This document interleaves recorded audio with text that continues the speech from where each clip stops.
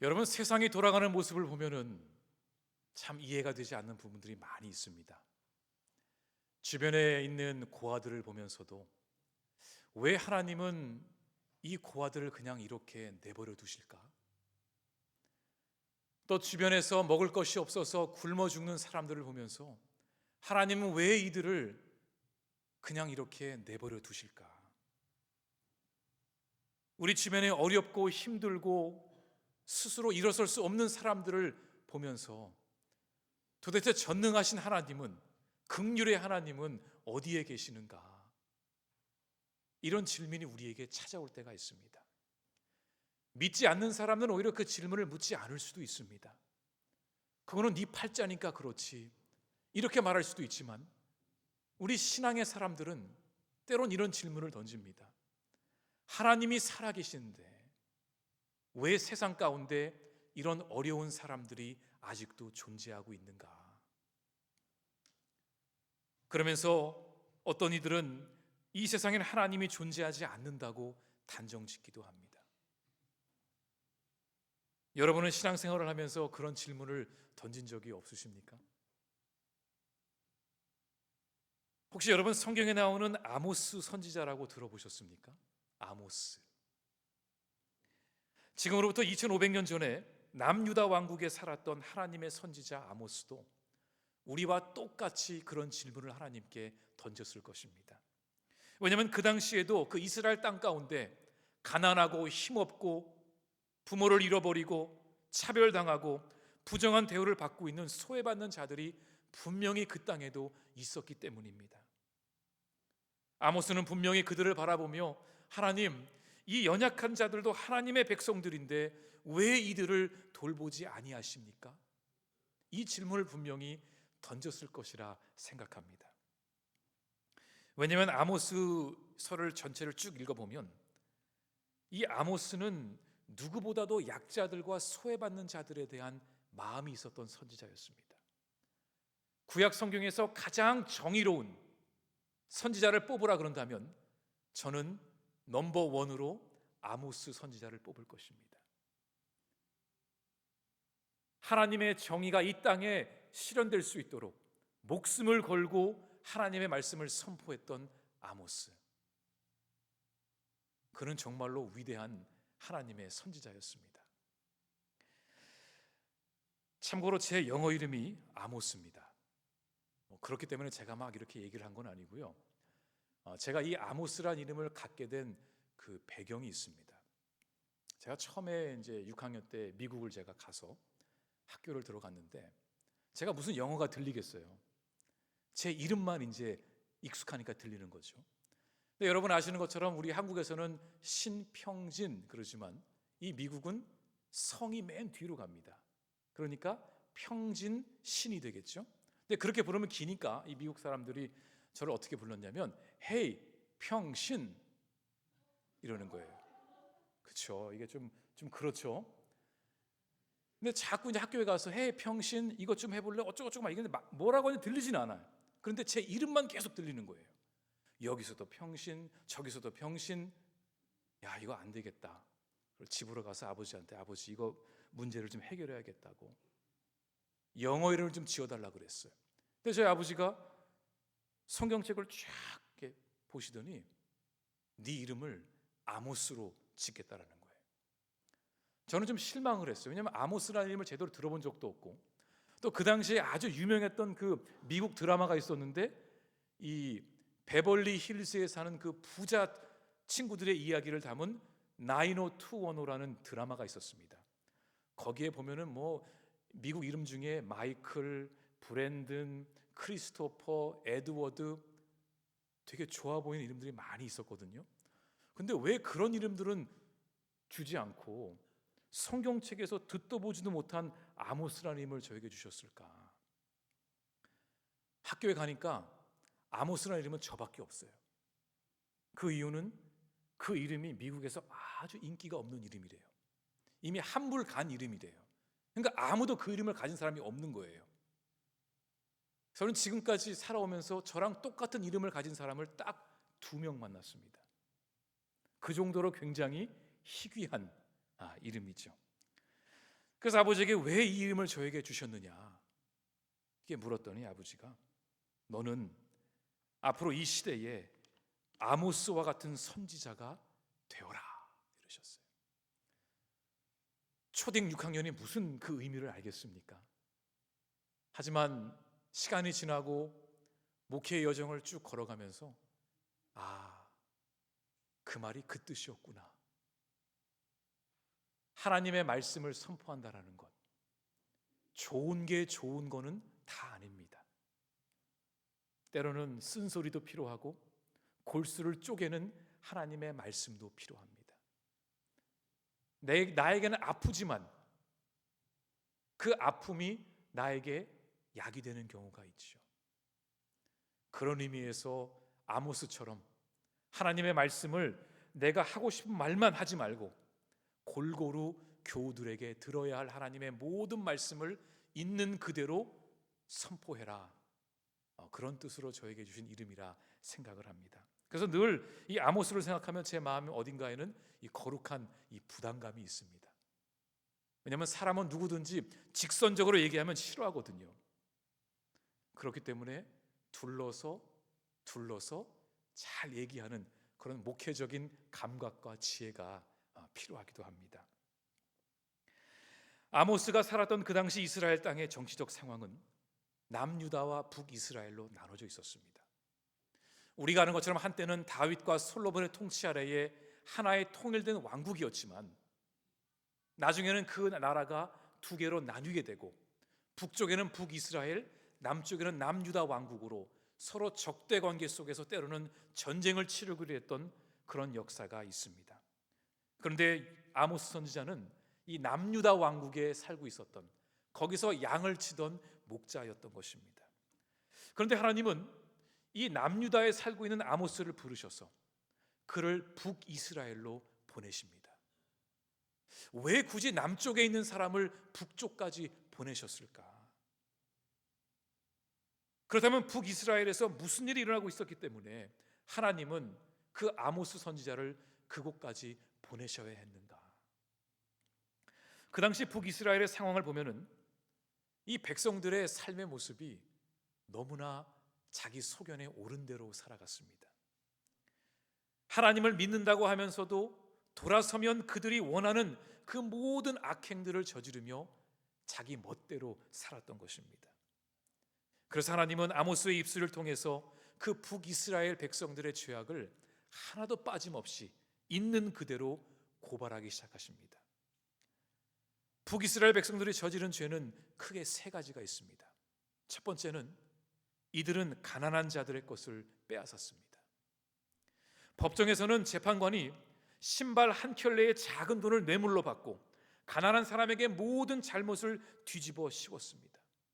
특별히 지도계층에 있는 자들이 자신의 권력을 이용해서 사회적 약자인 그 당시의 가난한 농민들을 조직적으로 짓밟아 버렸습니다. 그래서 아모스서 2장 6절에 보면 이런 말씀이 있습니다. 여호와께서 이와 같이 말씀하시되 이스라엘의 서너 가지 죄로 말미암아 내가 그 벌을 돌이키지 아니하리니 이는 그들이 은을 받고 의인을 팔며 신 한 켤레를 받고 가난한 자를 팔며. 이 뜻은 신발 한 켤레밖에 되지 않는 금액을 뇌물로 받고 부자의 손을 들어줬다는 것이 아니라 신발 한 켤레의 값도 못 되는 얼마 되지 않는 빚을 갚지 못하는 그 사람에게 더 벌금을 주고 그 빚이 더 불어나서 결국은 그의 모든 가족들이 노예로 팔려가게 되었다는 것입니다. 그래서 8장 6절에 보면은 은으로 힘없는 자를 사며 신 한 켤레로 가난한 자를 사며 찌꺼기 밀을 팔자 하는도다. 장사를 하는 사람들은 이 저울추를 속여서 가난한 사람들에게 부당한 이익을 챙겼습니다. 연약하기 때문에 보복을 할 수 없다는 이유로 그들을 아무런 죄책감 없이 이용하고 착취하고 속였던 것입니다. 그뿐만이 아니었습니다. 두 번째로 이스라엘 백성들의 죄악은 사회에서 소외받는 자들을 철저하게 외면했습니다. 어느 사회나 약자들은 존재합니다. 구약 시대에서 말하는 이 약자들은 특별히 세 부류가 있었습니다. 하나는 부모가 없는 고아들입니다. 두 번째는 나그네의 삶을 살아가는 떠돌이들, 또 이방인들입니다. 그리고 마지막으로 가족을 다 잃어버리고 경제적으로 홀로 설 수 없는 홀로 남은 자들을 약자라 그랬습니다. 이들의 공통점은 이들이 어떠한 특별한 잘못을 했기 때문에 그런 상황 속에 처한 것이 아니라 살다 보니 어쩔 수 없는 상황을 맞이하게 되고 부모를 잃고 가족을 잃고 몸을 다치게 되고 그러면서 어쩔 수 없이 스스로 일어설 수 없는, 경제적으로 자립할 수 없는 그런 약자가 되어버린 것입니다. 고아들이라고 원해서 그렇게 됐을까요?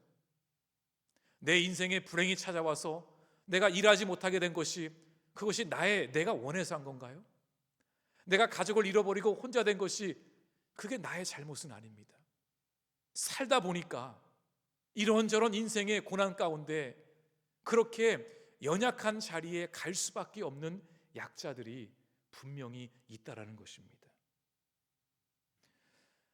제가 미국에서 중고등학생들 사역을 할 때에 저는 애들을 데리고 이 선교를 좀 많이 다녔습니다. 시간이 부족할 때는 이제 맨하탄이 30분 거리였으니까 그 맨하탄에 있는 할렘에 가서 그 빈민가에 있는 교회에 가서 그 지역 아이들을 다 불러가지고 같이 가르쳐주고 간식도 먹고 농구도 하고 이렇게 방과 후 수업을 함께 보냈습니다. 이 대도시의 특징은 엄청난 부자들이 살고 있지만, 이 펜트하우스에 사는 부자들도 있지만 그 대도시 주변에는 극심하게 가난한 자들도 함께 있다는 것입니다. 그리고 시간이 넉넉하면 워싱턴 DC에 있는 노숙인들 사역을 하러 떠났습니다. 이 워싱턴 DC에 가면은 이 노숙인들이 머물러 있는 공원들이 여러 개가 있습니다.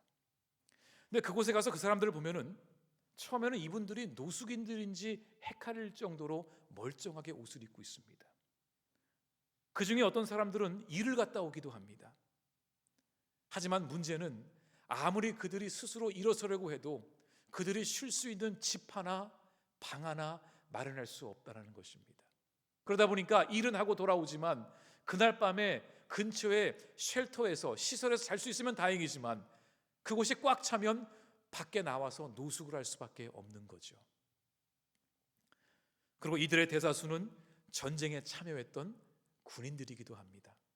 전쟁을 갔다 와서 그 전쟁의 트라우마로 사회생활을 하지 못하는 이들이 노숙인들이 되어버린 거죠. 노숙자라고 다 어떠한 잘못을 해서 게을러서 그런 자리까지 가게 된 것이 아닙니다. 그들도 각자 나름의 어려운 상황들이 있을 것입니다. 그렇기 때문에 그런 사람들을 보면서 게을러서 그런 거라고, 더 일을 해야 한다고 말하는 것은 그 사람의 상황에 처하지 않고서는 우리가 함부로 말할 수 있는 것이 아닙니다.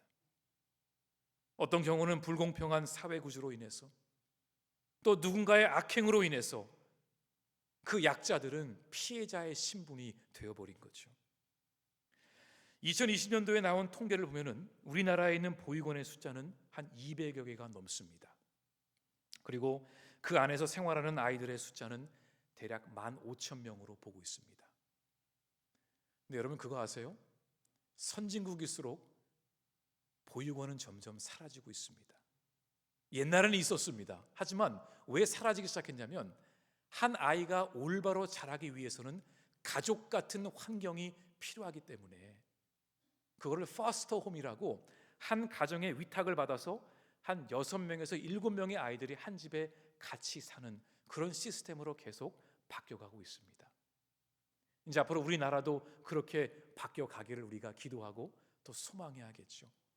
진짜 부모는 아니지만 그래도 가족 같은 환경에서 자랄 수 있도록 해주고자 하는 것이죠.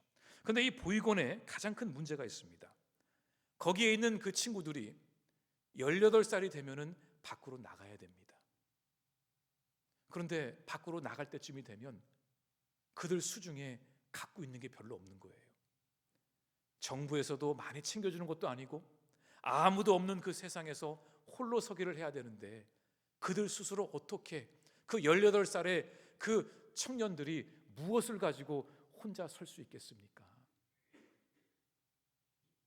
도저히 용기가 있고 의지가 있고 열심히 살고 싶어도 스스로 일어설 수 없는 거지요. 그런데 북이스라엘에서 이런 사회적 약자들을 무시하고 내버려 둔 것뿐만이 아니라 그들의 약점을 이용해서 그들의 것을 빼앗고 그들을 이용했다라는 것입니다. 약자들이 어떻게 살든지 말든지 나의 이익을 위해서라면 그 사람들을 밟고 올라섰던 그들의 탐욕이 있었던 것입니다.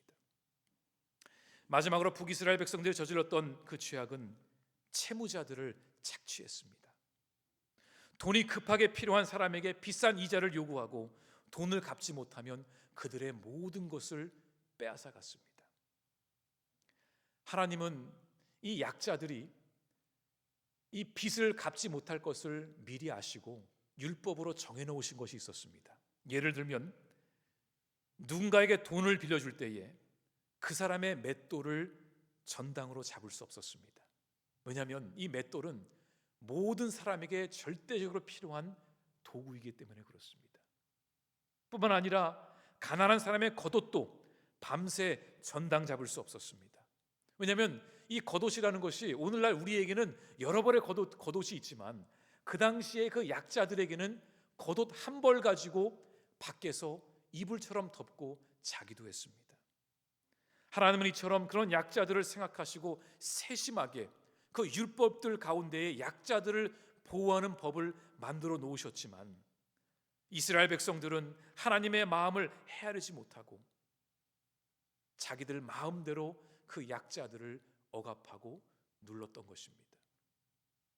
하나님은 연약하고 소외받는 힘없는 사람들도 하나님의 백성이며 그들의 생명도 존귀함을 말씀해 주셨지만 이스라엘 백성들은 전혀 귀담아 듣지 않았습니다. 약자들이 어떻게 되던 굶어 죽던 소외를 받던 전혀 신경 쓰지 않았던 것입니다. 그러니 결국 약자들은 계속해서 가난과 채무에 시달리는 사회적 경제 구조 속에서 살 수밖에 없었던 것입니다. 그래서 이 구약 시대 그 고대 사회를 보면은 중산층이 없었습니다. 있을 수가 없었습니다. 있는 자든지 없는 자밖에 없었습니다. 그리고 이스라엘 백성들은 그런 가난한 자들이 굶어 죽어도 신경 쓰지 않고 있는 자들은 더 사치와 향락을 즐겼습니다. 한마디로 정직하게 행하는 자를 욕하고 가난한 자들을 착취해서 부익부 빈익빈을 만들었습니다. 부정직하고 거짓말하고 속이는 사회를 만들었던 거죠. 북이스라엘이 얼마나 도덕적으로 영적으로 윤리적으로 타락했으면 그들에게 그것을 지적할 만한 선지자가 북쪽에 아무도 없었다라는 거예요. 북이스라엘에 하나님의 선지자가 한 사람도 없었다라는 거예요.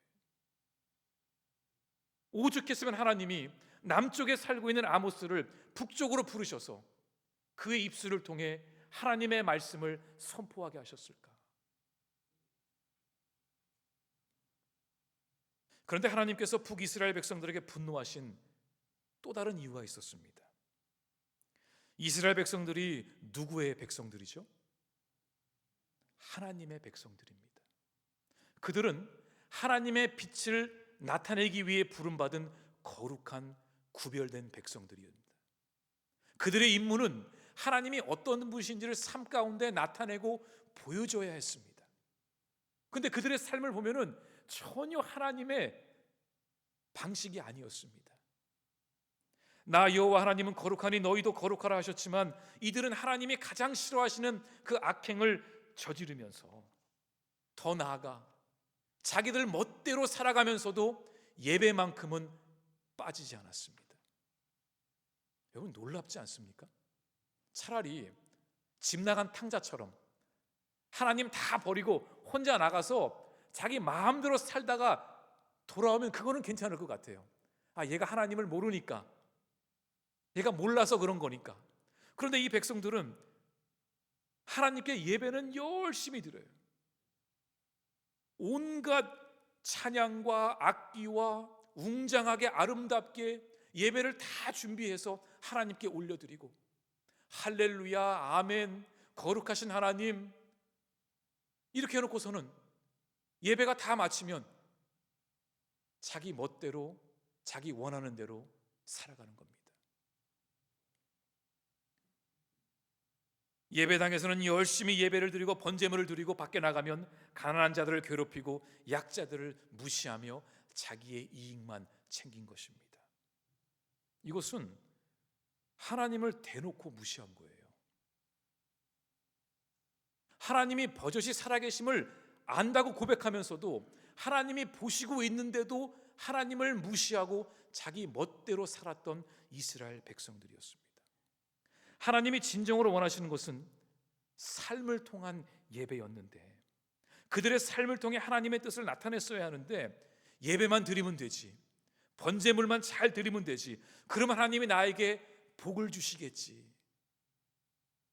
이렇게 착각을 하고 살아갔던 것입니다. 우리는 이것을 기복신앙이라고 그럽니다. 그리고 하나님은 절대로 이런 신앙을 받지 않으십니다. 왜냐하면 하나님이 제일로 싫어하시는 사람이 누구냐면 위선자입니다. 우리도 위선자를 싫어하는데, 믿지 않는 사람들도 인간관계 속에서 이중인격자, 위선자들 싫어하는데 하나님은 어떠하시겠어요? 하나님 앞에서는 할렐루야, 눈물 콧물 다 흘리고 방방 뛰다가 세상으로 돌아가면 하나님이 어디 계시냐고 내 마음대로 살아가는 겁니다. 하나님이 그런 그의 삶을, 그의 예배를 기뻐하실까요? 우리 하나님이 여기 예배당에만 계시는 분입니까? 강대상에다가 헌금 쌓여놓고 하나님 좋아하시는 거 다 갖다 놓으면 우리 하나님 좋다고 축복해 주시고 그런 분이신가요? 우리 하나님은 우리의 마음의 중심을 보시는 분이세요. 하나님이 인격적이란 말은 그냥 움직이지 않는 가짜 우상이 아니라 우리 하나님은 우리의 모든 것을 꿰뚫어 보시고 우리와 관계를 맺고 싶어 하시는 하나님이시라는 뜻입니다. 그렇게 삶이 예배가 되지 못하고 형식적인 예배를 하나님께 드렸던 백성들을 향해서 하나님이 뭐라고 말씀하시는지 아세요? 오늘 21절 말씀입니다. 내가 너희 절기들을 미워하며 멸시하며 너희 성회들을 기뻐하지 아니하나니. 지금 이 구절이 굉장히 점잖게 쓰여져 있는데, 저기서 미워하고 멸시한다라는 뜻은 증오한다라는 뜻이에요. 역겹다라는 뜻이에요. 하나님이 말씀하실 수 있는 최고 높은 그 강도가 가장 높은 말이에요. 그냥 야 그렇게 하지 마, 그게 아니라 너의 예배가 내가 역겨울 정도로 싫다라는 거예요. 이스라엘 백성들은 이 절기들을 열심히 지켰습니다. 이스라엘의 3대 절기가 있습니다. 유월절, 칠칠절, 초막절입니다. 이 3대 절기는 모두 이스라엘 백성들의 역사와 연결되어 있습니다. 이스라엘 백성들이 애굽에서 탈출하게 된 것, 광야에서 40년을 보낸 것, 가나안 땅에 들어가 잘 정착하게 된 것, 그 모든 것이 하나님의 구원의 손길이며 하나님의 인도하심이며 하나님께 감사를 올리는 마음으로 이 절기들을 정성을 다해 지켰습니다. 얼마나 정성을 다해 지켰는지 온갖 악기들, 웅장한 찬양대, 예배당, 음식, 정말 하나님을 위해 큰 잔치를 베풀 정도로 그런 절기 예배를 준비했습니다. 그리고 하나님께 번제물을 드렸습니다. 이 번제물은 내가 하나님께 바치는 동물을 그 제단에서 온전히 불살라 버리는 겁니다. 근데 여기는 영적인 의미가 담겨져 있습니다.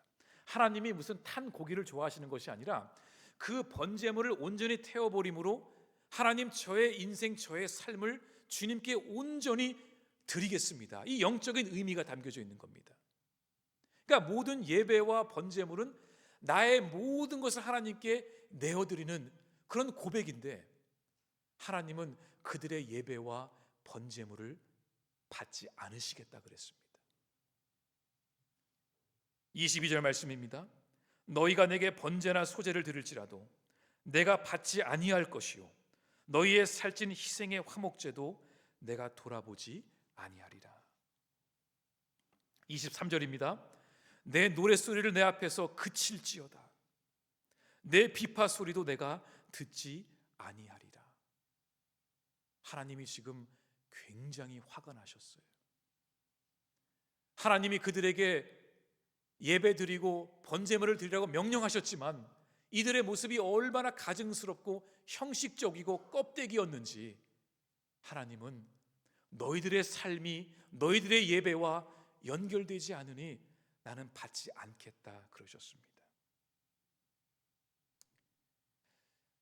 여러분, 우리가 예배에 대해서 한 가지 알아야 할 것은 모든 예배는 하나님과의 관계로부터 시작이 됩니다. 하나님과의 관계. 우리가 우리의 방식대로 예배를 올려드린다고 하나님이 다 받으시는 것이 아닙니다. 내가 하나님께 예배를 드리기 전에 나와 하나님과의 관계가 올바르게 맺어져 있어야 그 위에서 하나님께 예배를 드릴 수 있는 것입니다. 제가 예를 들어 말씀을 드리면, 여러분, 형식적인 것이 뭐죠? 상대방의 마음은 전혀 배려하지 않고 그냥 나를 위해서 하는 겁니다. 자, 한 자녀가 있다고 보겠습니다. 이 자녀가 나름 위치도 있고 사람들에게 존경받는 사람입니다. 근데 부모님이랑 사이가 너무 안 좋아요. 안 좋아도 너무너무 안 좋은 거예요. 근데 부모님의 생신이 찾아왔습니다. 그래서 자식인데 부모님의 생일을 차린 겁니다. 비싼 호텔에서 비싼 음식으로 여러 사람들을 모으고, 사랑하는 부모님 생신 축하드립니다 막 이러니까 사람들은 효자라고 칭찬하지만 정작 부모의 입장에서는 마음이 어떨까요? 이놈이 지금 지 좋으라고 형식적으로 이걸 하고 있구나, 나를 이용하고 있구나, 정말 사랑을 다해 부모를 섬기는 게 아니구나, 이러지 않겠습니까? 하나님과 우리의 관계도 마찬가지라는 겁니다. 진정한 예배는 나와 하나님과의 관계가 바르게 세워져 있을 때에 이루어지는 것입니다. 왜냐하면 하나님은 우리의 마음을 보시는 분이기 때문이죠. 하지만 백성들은 하나님의 마음은 전혀 헤아리지 않고 예배를 드리는 신용만 열심히 했던 것입니다. 그들의 삶은 전혀 하나님의 뜻대로 살지 못했습니다. 예배의 은혜가 삶으로 이어져야 하는데 삶은 삶이고 예배는 예배였던 것입니다. 그래서 하나님은 그들의 예배를 거부하셨습니다. 예배를 거부했다는 것은 더 이상 이들과 그 관계를 맺지 않겠다라는 것입니다. 형식적인 예배, 공허한 예배, 껍데기만 남아있는 예배는 받지 않으시겠다는 거죠. 그러면 하나님께서 이 백성들에게 원하시는 것이 무엇이었을까요? 분명히 하나님께서 백성들에게 원하시는 것이 있으셨습니다. 그 답이 오늘 본문 24절에 나옵니다. 우리 함께 읽겠습니다. 오직 정의를 물같이 공의를 마르지 않는 강같이 흐르게 할지어다. 여러분, 이 말씀이 굉장히 유명한 말씀인 거 알고 계시죠? 우리가 알고 있는 마틴 루터 킹 주니어 목사님이 그 연설 가운데 했던 말씀이기도 합니다. 오직 정의가 물같이 흐르게 하라. 오직 공의가 강같이 흐르게 하라. 오직 정의를 물같이 스며들게 하고 공의를 마르지 않는 강같이 흐르게 하라 그랬습니다. 이게 하나님이 원하시는 것이었습니다. 근데 여러분, 이 하나님이 말씀하시는 정의와 공의는 무엇일까요? 정의 그리고 공의. 먼저 정의와 공의라는 단어 속에 들어가 있는 그 의의 뜻을 알아야 합니다. 의. 성경에서 말하는 의라는 것은 히브리어로 체데크란 뜻인데 이 의미는 막대기란 뜻입니다. 옛날에 막대기를 뭘로 사용했을까요? 물건의 크기가 얼마나 크고 작은지를 잴 수 있었습니다. 다시 말해 이 의라는 것은 하나님의 막대기, 하나님의 기준, 하나님의 절대적인 진리, 그 뜻을 의미합니다. 우리의 삶 가운데 무엇이 맞고 틀림이 얼마나 무엇이 길고 짧은지를 말해주는 절대적인 기준은 하나님의 의라는 것입니다. 그래서 하나님만 의로우시다, 이 말은 하나님만이 제일로 선하시고 착하시다란 말이 아니라 하나님의 기준만이 절대적인 진리임을 말하는 것입니다. 왜냐하면 우리의 기준은 시대에 따라 변할 수밖에 없습니다. 100년 전의 상식이 오늘날에는 더 이상 상식이 아닙니다. 하지만 하나님의 의, 하나님의 뜻, 하나님의 말씀은 풀은 마르고 꽃은 시드나 하나님의 말씀은 영원하리로다. 절대로 변하지 않는 하나님의 그 기준, 그것이 바로 성경이 말하는 의라는 것입니다. 그래서 선과 악의 기준은 우리에게 있는 것이 아니라 하나님께 있는 것입니다. 시편 7편 11절에 보면은 하나님은 의로우신 재판장이시며 매일 분노하시는 하나님이시로다. 성경에서 의란 단어가 나오면 그것은 하나님의 기준, 하나님의 절대적인 그 뜻을 의미하는 것입니다. 그래서 하나님의 말씀이 참된 기준임을 알고 그 말씀을 지키며 사는 사람을 성경은 뭐라고 부르는지 아세요? 의인이라고 부르는 것입니다. 그게 의인의 뜻입니다. 그냥 올바르고 정직하고 그게 의인이 아니라 하나님의 의, 하나님의 기준대로 살아가는 사람이 의인이 되는 것입니다. 그래서 예수님은 늘 제자들에게 너희는 먼저 그의 나라와 의를 구하라 하셨습니다. 왜냐하면 예수님은 하나님의 성품을 그대로 가지고 계셨기 때문에 예수님이 하시는 그 모든 말씀 가운데 의자가 나오는 것은 하나님의 뜻을 행하라는 것입니다. 그래서 그 의자가 들어간 공의, 이 공의롭게 산다라는 것은 우리의 삶을 하나님의 기준에 맞추어 하나님의 뜻대로 살아가는 것입니다. 우리의 기준대로 살아가는 것이 아닙니다. 왜냐하면 우리의 기준은 늘 바뀌기 때문에, 절대적이지 않기 때문에. 하지만 하나님의 기준대로, 하나님의 뜻대로 하나님이 원하시는 삶을 살아가는 것이, 그것이 바로 성경이 말하는 공의로운 삶입니다. 그러면 정의는 무엇일까요? 이 정의란 뜻은 판결, 결정이란 뜻인데, 성경이 말하는 정의란 하나님의 뜻과 기준에 따라서 옳고 그른지를 판단하는 것입니다. 지금 저 사람의 행동이, 지금 이 상황이 맞는가 틀리는가? 내 기준으로 보면은 틀릴 수 있습니다. 하지만 하나님의 의로 지금 이 상황을 보면은 맞는지 틀린지를 하나님의 기준에 근거하여 알 수 있다는 것입니다. 가난한 자를 억압하는 것이 정의로운 것인가? 하나님의 의를 기준으로 본다면 아닌 것입니다. 그래서 하나님의 백성들은 하나님의 공의와 정의를 세상 가운데 나타내는 것이었습니다. 그런데 이 백성들은 그 일을 하지 못했던 것이죠. 여러분, 세상에서 말하는 정의는 그 기준이 우리에게 있습니다. 내가 누군가에게 한 대를 맞으면 어떻게 반응하는 것이 그게 정의로운 걸까요? 누가 나를 한 대 때렸어요. 그럼 어떻게 해야 정의로운 거죠? 다들 너무 막 착하셔가지고 말씀을 못하시. 제가 답을 드릴게요. 누가 나를 때리면 내가 한 대 때리고 옆차기를 해서 다시는 나한테 그러면 안 돼. 너 다시 그러면 법의 심판을 받고 너 가만 안 둘 거야. 그렇게 마무리를 져야 그게 정의로운 겁니다. 적어도 내 기준에 의하면. 그렇죠? 그런데 하나님의 정의는 그렇지 않습니다. 자, 제가 감히 여러분의 뺨을 살짝 때렸다고 하겠습니다. 그럼 여러분 어떻게 하셔야 돼요? 아주 그냥 말하기 싫으시죠? 인정하기 싫으시죠? 다른 쪽 뺨을 내어주는 게 하나님의 정의입니다. 이해가 좀 되시겠어요? 세상의 정의와 하나님의 정의는 여기에서 차이가 납니다. 어디에 기준을 두냐에 따라서 달라지는 것이죠. 주변에 있는 가난한 자들과 소외받는 자들을 어떻게 해야 될까요? 세상적인 관점으로 보면은 내가 그들에게 해를 끼치지 않는다면 그들이 어떻게 되는지 상관없습니다. 여러분이 매달 가난한 사람을 돕지 않는다고 그 누구도 여러분을 정죄하지 않을 것입니다. 하지만 하나님의 기준으로 본다면 그 약자들을, 연약한 자들을 그냥 내버려 두는 것은 절대로 하나님이 원하시는 정의로운 모습이 아니라는 것입니다.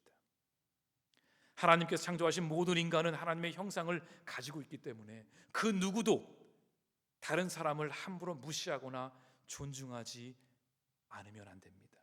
왜냐하면 그렇게 되면은 그 사람을 만드신 창조주 하나님을 무시하는 것이 되기 때문입니다. 그래서 예수님이 내 이웃을 내 몸같이 사랑하라 그러셨어요. 이 말은 예수님이 성자이기 때문에 착해서 그런 말씀하신 게 아니에요. 예수님은 철저하게 하나님의 의의 기준을 두고 말씀하셨어요.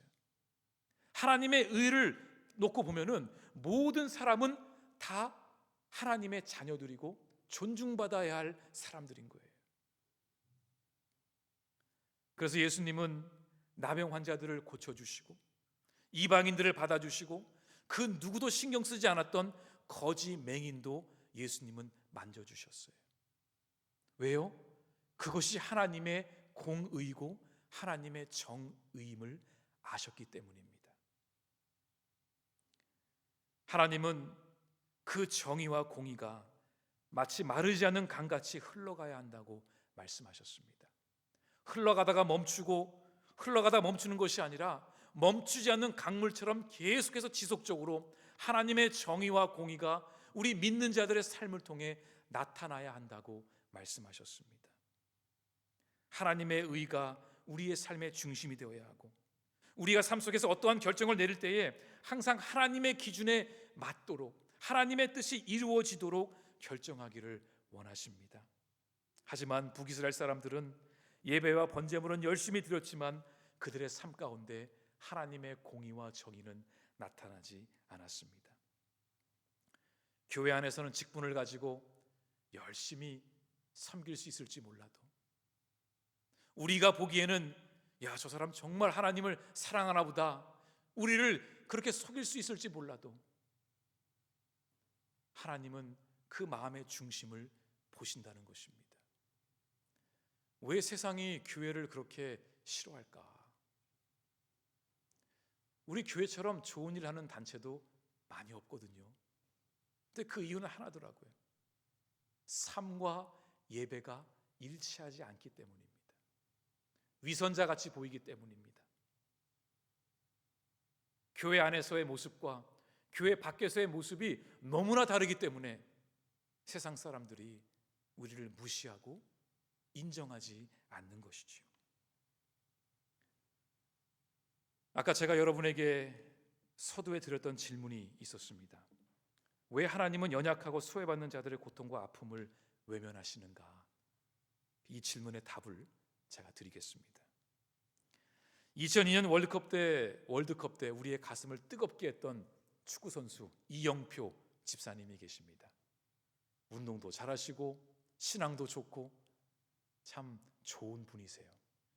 저는 이분의 그 인터뷰가 나온 기사를 보다가 감동을 받은 적이 있습니다. 이분도 처음에는 하나님에 대한 의심이 많았습니다.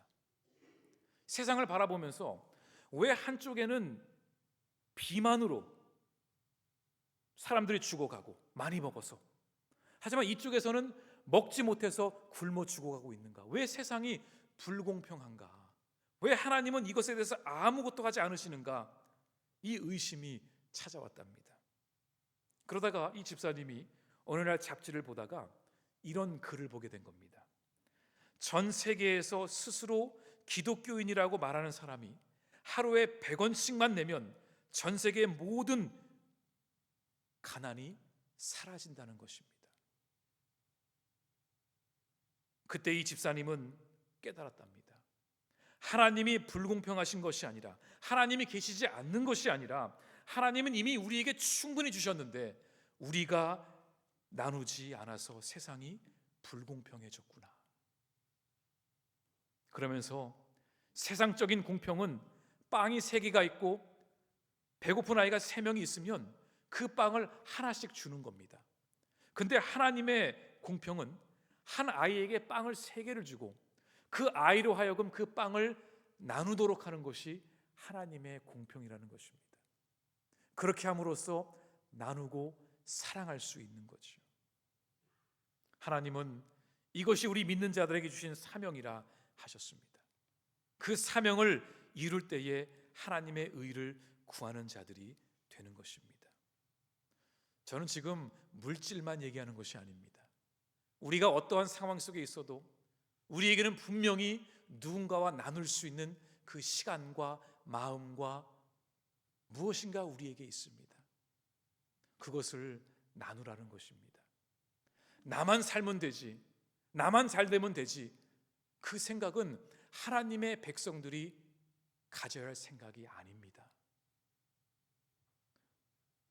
언젠가부터 우리 한국교회가 너무 이기적으로 변했습니다. 내 교회만 잘 되면 되지, 나만 잘 살면 되지.